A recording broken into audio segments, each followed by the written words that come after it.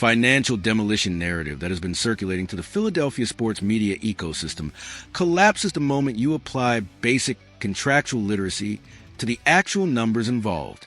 Let's perform that audit with the precision this franchise deserves, because the gap between what is being reported and what is actually happening inside the Citizens Bank Park front office represents one of the more significant analytical failures of this baseball offseason.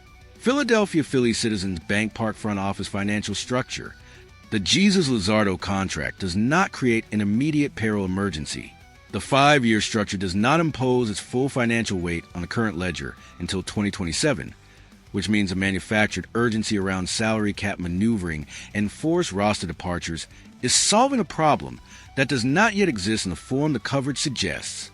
The Phillies operate in a financial stratosphere that most franchises cannot access, backed by an ownership group that has demonstrated repeatedly and consistently that the championship mandate supersedes the comfort of operating below luxury tax thresholds.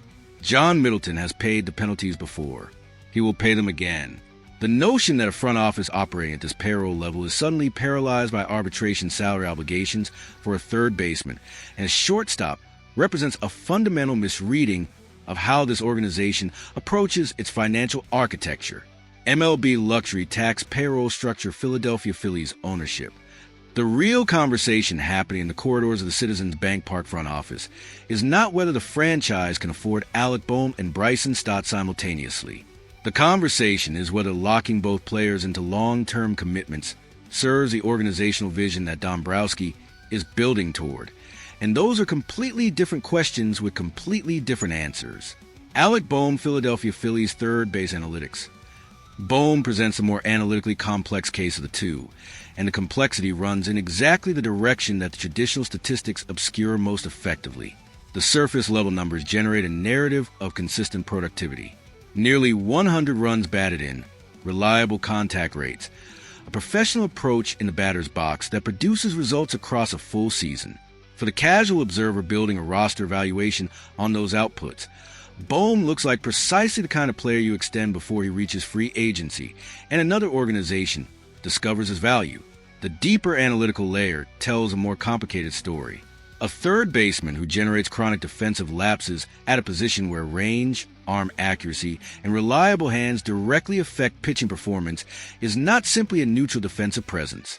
He is an active cost imposed on the pitchers working behind him, a cost that manifests in extended at-bats, elevated pitch counts, and the kind of base runner situations that compound across a 162-game season into measurable run prevention losses. Zach Wheeler and Aaron Nola are not pitching in a vacuum.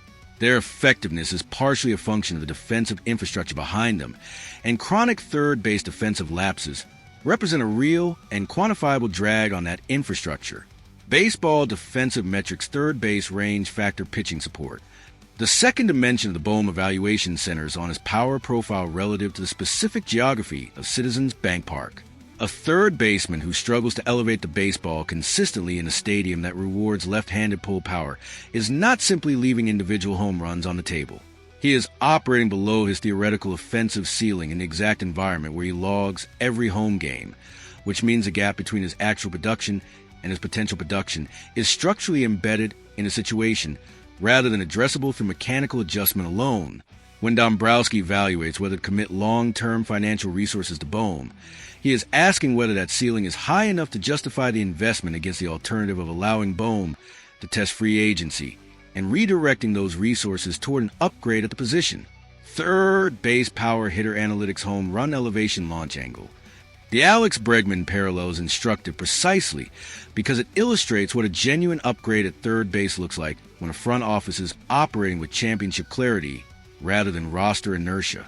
Bregman brings elite defensive reliability, consistent power production from both sides of plate, and a kind of postseason performance track record that justifies premium investment in the specific context of a franchise whose championship window is measured in years rather than decades. If Dombrowski is mentally modeling what third base looks like on this roster in 2027 and 2028, the Bregman profile represents a standard against which Bohm's extension value gets measured. That comparison does not favor locking in Bohm at the price his traditional statistics would command on the open market. Alex Bregman, third base free agent market premium player. The Bryson Stott situation operates on entirely different analytical terms, and the journalistic treatment of his roster security has been equally imprecise for entirely different reasons. Stott is not an offensive force whose value gets measured primarily through slugging percentages and home run totals. He is a defensive stabilizer whose contribution to this roster's competitive infrastructure is embedded in consistency and reliability. He provides at a position where instability creates cascading problems throughout the line of construction and the defensive alignment simultaneously. Bryson Stott Philadelphia Phillies shortstop defensive value.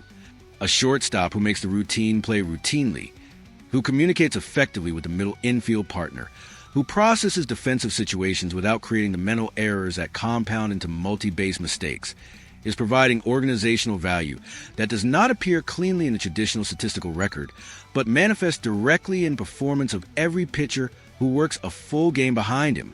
Stott's contractual control, extending through 2027, gives Dombrowski the luxury of patience, of observing whether the offensive regression concerns that have surfaced represent a genuine trend or a sample size artifact before making the commitment decision that defines his long-term roster role.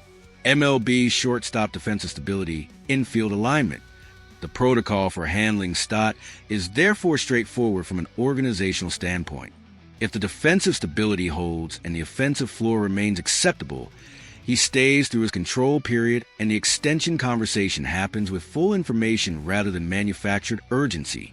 If the offensive regression deepens into something structurally concerning, he becomes trade capital evaluated on tactical merit against the return value he generates, not a salary dump motivated by financial pressure that does not actually exist in the form the coverage implies.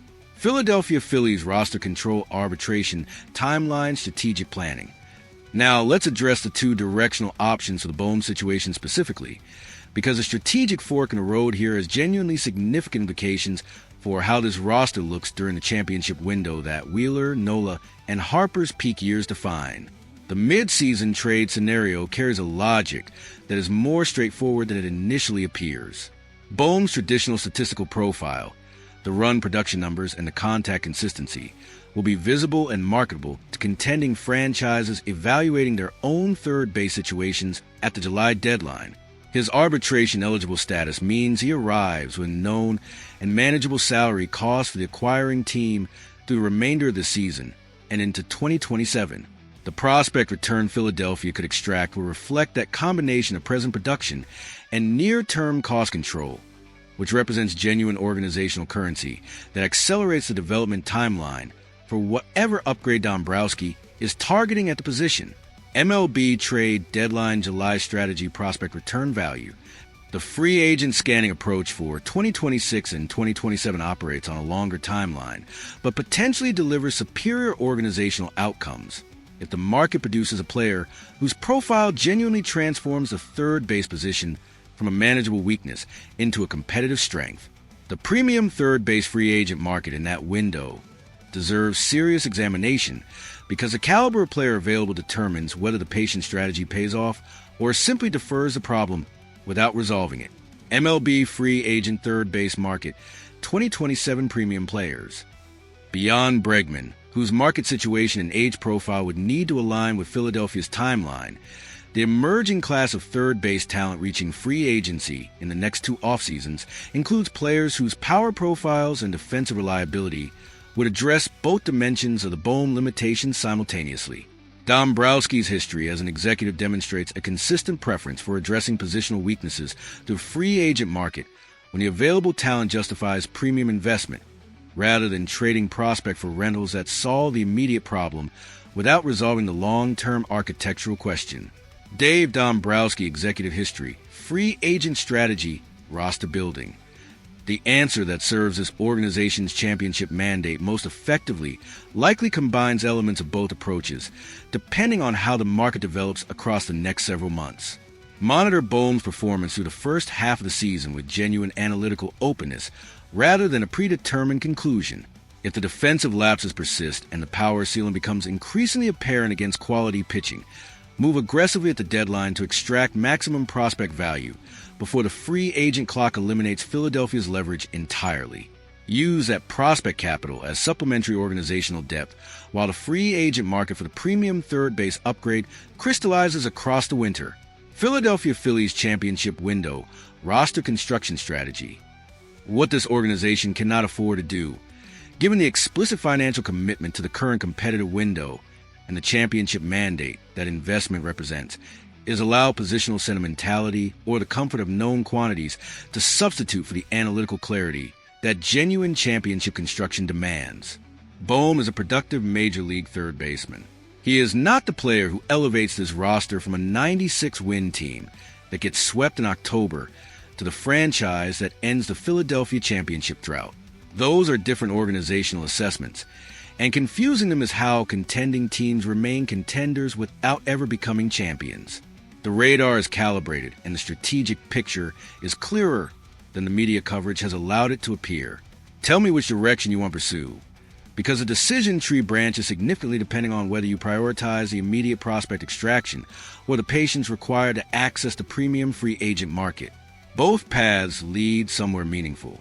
Only one of them leads to the specific upgrade that actually changes what this roster is capable of in October.